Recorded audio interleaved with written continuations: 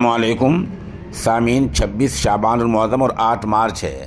خبر کا عنوان ہے جامعہ اشرف العلوم رشیدی گنگوہ کو صدمہ، انا للہ و انا الیہ راجعون۔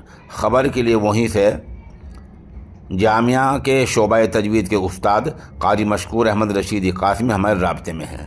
انہیں لکھا ہے کہ انتہائی رنج و الم کے ساتھ یہ خبر دی جاتی ہے کہ جامعہ اشرف العلوم رشیدی گنگوہ کے استاد مخلص و متحرک شخصیت مولانا جمیل احمد رشیدی رامپوری ثم گنگوہی مختصر علالت کے بعد تقریباً 52 سال کی عمر میں انتقال کر گئے ہیں۔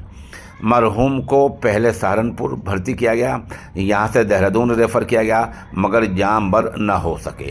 مولانا مرحوم متعدد اوصاف و کمالات کے حامل، خوش اخلاق، متواضع، ملنسار اور جامعہ اشرف العلوم رشیدی گنگوہ کے درجات دینیات پرائمری کے بے حد متحرک فعال استاد تھے۔ مدرسے کے لیے نہایت ہی مخلصانہ و ہمدردانہ جذبات رکھتے تھے۔ فراغت کے بعد سے ہی جامعہ ہادہ سے منسلک ہو گئے تھے۔ مولانا مرحوم کی خدمات کا دائرہ ایک طویل عرصے پر محیط ہے۔